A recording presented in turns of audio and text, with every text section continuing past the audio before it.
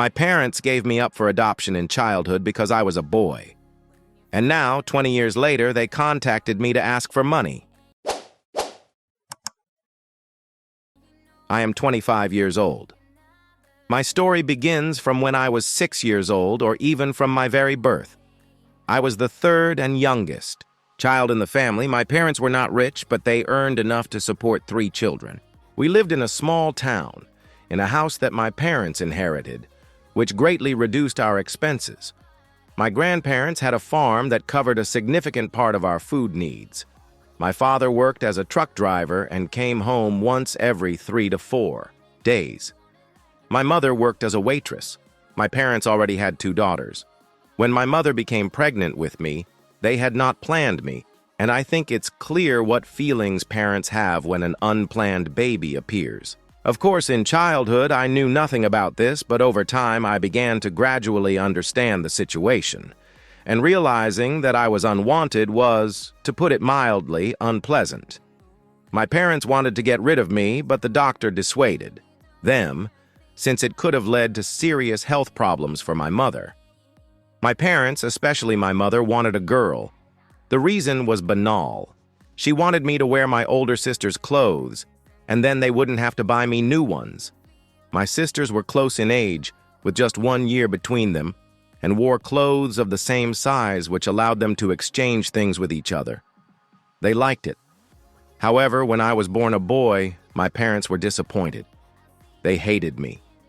They dressed me in girls' clothes and even sent me to school in the worn-out uniform of one of my sisters. I was terribly ashamed, even though I was still very little back then. I still remember how I was bullied for wearing a girl's uniform and having long hair. If I complained, my mother simply beat me.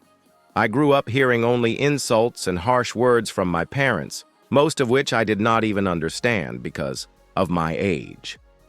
When I began to understand, I started to hate them.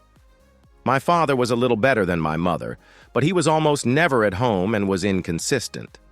One day he seemed neutral, and other times he acted as harshly as my mother, or even worse. I can't say I was a model child. When I realized their biased attitude toward me compared to my sisters, I began to protest. They got everything best, and I got their leftovers. I began to take revenge on my sisters, because in childhood I thought they were the cause of my misfortune. Of course, I was punished for these antics, sometimes quite harshly. I had to make my own breakfast, and they didn't give me dinner at all. I was only 6 years old.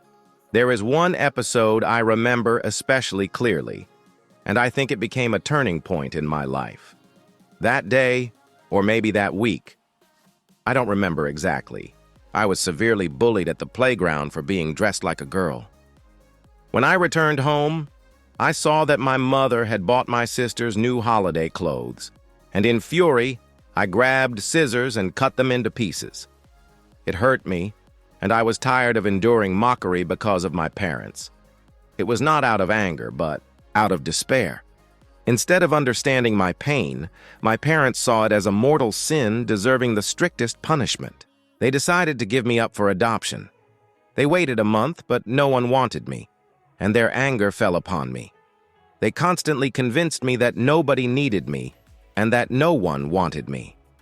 I more than once heard my mother say, "If I had done an ultrasound and found out it was a boy, I would never have given birth." To this day, those words haunt me. The realization that my parents hated me just because I was born a boy, and I could do nothing about it.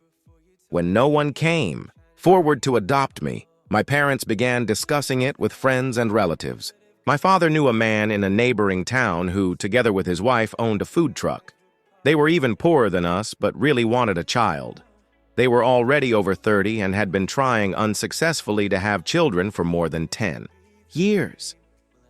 My father offered them to adopt me, and they gladly agreed. I remember how he told the news to my mother and sisters. Everyone was delighted that they would finally get rid of me. My father warned that this family was very poor and that maybe I would not be able to go to school. My mother rolled her eyes and said, "What difference does it make? Just take him there tomorrow." I was standing in the corner, holding on to the curtain. Despite all my hatred for the family, I was scared and hurt to leave them. Tears welled up in my eyes. But I didn't cry aloud, and they were so happy that they didn't even notice me. My father came up to me, patted me on the back, and said, "Pack your things. Tomorrow morning we'll go to your new family." Then I burst into tears, but quickly realized no one cared. So I just went to my room and began packing, praying that my new family would be less cruel. The next day, my father drove me to the neighboring town. I don't remember what I felt. Probably I was just stunned. Their house had only one room, but they turned a pantry into my bedroom. I had zero complaints. At least they tried to organize personal space for me.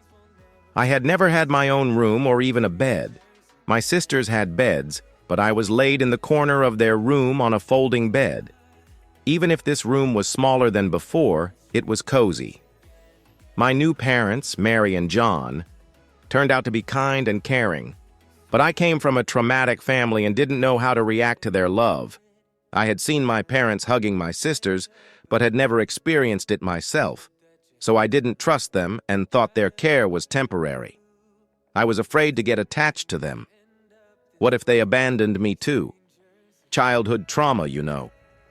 It took months before I realized that they truly loved me and that it wasn't pretense. That year, I didn't go to school, since the move happened in the middle of the academic year. But Mary and John promised to send me to school the next year, and I saw how they worked overtime to save money for my education. Then I began to grow attached to them and love them in return. In the end, my adoption became a blessing disguised as punishment. My biological parents never again tried to contact me, and honestly, I was glad. Because here, I was accepted as I was, a boy. Mary and John were very hard-working people. They worked 14, 16 hours a day at their food truck, which was parked right in front of their house, so I was not left alone while they worked. I could see them right from my window. Over time, I began spending my days at the truck, helping them in everything I could. When I was accepted to school, I fully focused on studying but still helped with chores in my free time. When I was a little over 10 years old, I was already working with John at the cash register, and I was very good at counting. From an early age, I began to understand business and accounting. After school, I wanted to fully take over their business, but they insisted that I first get higher education. They paid for my college from their savings, since they themselves were becoming too old and weak to work at the truck. I wanted to take care of them just as they had taken care of me, but they assured me they could hold on for a few more years, and that I must study. I chose business and accounting because I ultimately wanted to become an entrepreneur. The day of my graduation was the happiest day of my life. John and Mary were over the moon with joy. They even invited my biological parents to the graduation ceremony, but they didn't come. After college, I wanted to take over the food truck and send Mary and John into a well-deserved retirement, but they had other plans. They had saved up a decent amount of money and gave it to me. I was stunned. They didn't want to tie me down to their business and gave me the money so that I could start my own. I didn't want to spend it thoughtlessly, so I applied my knowledge of business. I began looking for a small local diner in a good location that had problems with sales. I offered the owner to lease it to me on profit-sharing terms. After several refusals, I finally found a suitable place. I started from scratch, renovated the establishment and changed the menu, taking into account the preferences of millennials and Generation Z, and did everything possible to provide customers with the best service. Sales skyrocketed within a year, and I doubled the invested money. 4 years later, I already had 3 successful cafes in the city. I moved Mary and John into a spacious apartment, and I found a small place for myself. Before that, I had lived with them. I tried to persuade them to get rid of the food truck and enjoy retirement, but they insisted on continuing to work, since for them it was their life's work.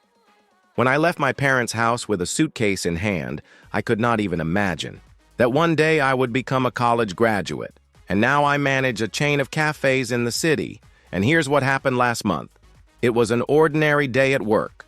I was busy at the register in one of the cafes when I saw a familiar face. I felt as if I had seen a ghost. It was my biological father. I hadn't seen him for almost 20 years. He looked pale and weak. He came up to me with a wide smile and hugged me. There were customers in the restaurant, so I said nothing and just led him into the back. His face instantly revived all the terrible memories of my childhood in me. If my parents hadn't appeared in my life again, I probably wouldn't have been able to write my story in such detail. My father said he was very glad and proud that I had succeeded. I didn't know what to answer and just stood there frozen. He said he was passing through and met John, who told him about my business. Then he added that he would bring my mother on the weekend. I didn't answer anything, and soon he left. After finishing work, I went to John and told him that I didn't want to meet my biological parents, who had abandoned me only because I was a boy. They knew what I went through in childhood. I just wanted to run away and hide somewhere on the weekends.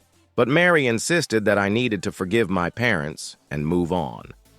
I agreed to meet them, but only on the condition that Mary and John would be with me. And so my biological parents came to John's house. I thought they would apologize for what they did. But I'll tell you, they didn't have a drop of remorse.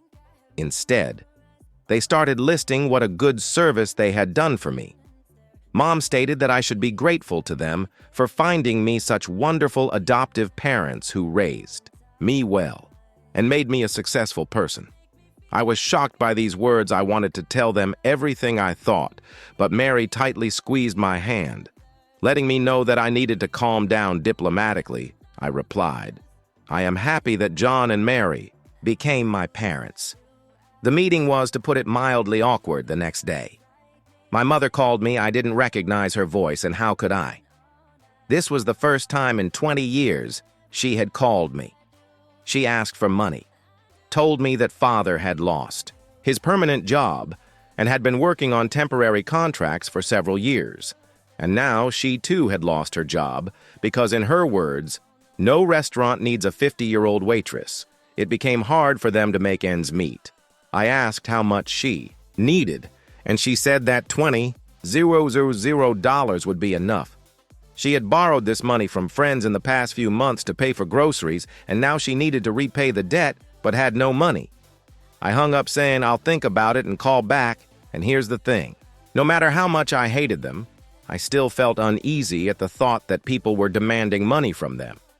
Sometimes it seems to me that mother is just trying to manipulate me, but what if they are really in trouble?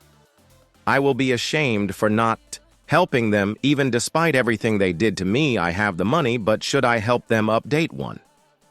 Thanks for all the comments and support regarding helping mother with $20,000. Opinions were divided. I discussed this with Mary and John. Mary was glad that I was thinking about helping my parents, but warned me to be careful. John said that it was my money and the decision was mine. However, he had the same concerns as I did. What if they are just playing on my emotions? I thought for a long time, and in the end decided to give my biological parents the first and last chance. I transferred the money to my mother's account. At that moment, I even felt relieved. I helped my family despite how they treated me, but I was wrong. Or rather, I was right. I was afraid they would start using me, and that's exactly what happened. A week passed after the transfer, and Mom called again. I answered with mixed feelings. She thanked me for the help and then said, "Your sisters want to meet you. When can you?" In that moment, it seemed to me that the family really wanted to take me back. I know that my parents treated me horribly and I hated them, but I never hated my sisters. Maybe in childhood, I sometimes did nasty things to them, but growing older, I held no grudge against them. It wasn't their fault. Sometimes it even seemed to me that parents got rid of me, not because they were evil, but because they were poor. I told my mother that we could meet next Sunday and that I could come to them myself. She immediately interrupted me. "Why don't we meet somewhere else?" I didn't pay much attention to this and just agreed. She said she would later send the place and time of the meeting after the call. I had a strange feeling. Why doesn't she want me to come home? Yes, of course it's not so important where exactly to meet. But still, if you see your son for the first time in so many years, isn't it logical to invite him home and not to meet in a restaurant? Nevertheless, soon she sent me the address, and it turned out to be one of the most expensive restaurants in the city. I didn't immediately realize this, because I was more worried that I wasn't invited home when I arrived at the restaurant. They were already waiting for me. The sisters immediately rushed to hug me, and for a moment I felt joy at the meeting. After so many years, we were talking cheerfully until the menu was brought. And then they began to order food, deliberately choosing the most expensive dishes when they asked Father what he wanted. He just grinned and said, "Order the most expensive. My son is now a big man." It was so petty. If Mary had said that, I would have felt pride. But from my biological parents, it sounded vile and mean. I just sat and watched them stuffing their bellies at my expense. And yes, I paid the bill. Different thoughts spun in my head, for example, just leaving before paying. But that would have been too harsh. Then I swore to myself never to fall into their trap again. Until the end of the evening, I was cold and detached, but I'm sure they didn't even notice. Moreover, I was never invited home. Instead, the older sister asked, "So where's my wife?" And next time I forced a smile and replied nowhere, and then said goodbye. When I returned, I told Mary about my greedy family. She was shocked. She is a kind and independent woman, and for her all this was wild. She advised me not to be a fool anymore, not to spend on them and focus on my life. And that's what I did. A week later, my sisters called me, but I didn't answer. Then Mother called. I didn't pick up either. 2 months have already passed, and now they stopped writing and calling me. I think they finally got the hint. I don't want them to be part of my life. Update 2. Hello, everyone. Thanks for the support. As I already said in the previous post, I stopped answering calls from my sisters and biological parents because I realized that they only needed my money. Almost 5 months have passed. And yesterday, Mother called again. I saw the incoming call and without thinking answered. She started with meaningless questions about my life and work. She sounded so fake and acted that I couldn't stand it. I immediately asked, "What do you want?" Mother took a deep breath and said, "Your sisters were forced to drop out of college because Father could not pay for their studies. We would like you to help them return." I got furious. She tried to calm me down and said that they are my sisters, my family, and I am obliged to help them at that moment. I was at work and didn't want to ruin my mood, so I just hung up in the evening. She called again. I ignored the calls several times. But it started to annoy me. Ignoring wouldn't solve the problem. When the phone rang again, I finally answered. Mother immediately got to the point. "Your sisters are very happy that they will be able to return to college. So, how will we arrange this? Will you pay the whole amount at once, or will you pay in installments by semesters? I think it's better to transfer the money to me right away, and I will pay for their education as needed, so you don't have to worry about it." I laughed. Hey, take it easy, lady. I'm not going to pay anything at all." She clearly did not expect such an answer. "So you don't want to pay everything at once? Well, okay, you can do it in parts." I repeated, "I don't want to pay either, all at once or in parts. My sister's education is not my responsibility, especially after my parents abandoned me and never once in all those years even asked how I live. You all contacted me only because you want to suck money out of me." She literally boiled with rage, began to scream. "Don't forget who gave birth to you. You exist only thanks to us. Your father found you good guardians, and now, when it's your time to pay us, you can't just turn away. You are obliged to take care of your family, of your parents and sisters." I had something to answer, but I realized that all this would just break against the deaf wall of their selfishness. So I said yes. I owe a lot to my parents, John and Mary. They deserve all the gratitude for my success. And who are you? My name is not in your documents, you don't have a single photo of me, and in general I don't know you." She switched to screams and insults, but I calmly said, "Wrong number, madam," and hung up. "Now call me whatever you want, selfish, cruel, heartless. But I am not going to give away my honestly earned money to people who were never my family. They abandoned me when I was 6 years old. And by the way, in the past updates, some commenters asked why I called John and Mary by their names and not Mom and Dad. In fact, I've been calling them that for a long time. Not right after moving in with them, but after they gave me the opportunity to study, took care of me, and truly loved me. I became attached to them and began to call them Mom. And Dad, in the texts, I use their names only for the convenience of narration. John and Mary are my real parents. And for the biological ones, I don't even have names for them. For me, they simply do not exist. Thank you for watching this video too. The end, watch our previous video that you will see right here. And good luck to you.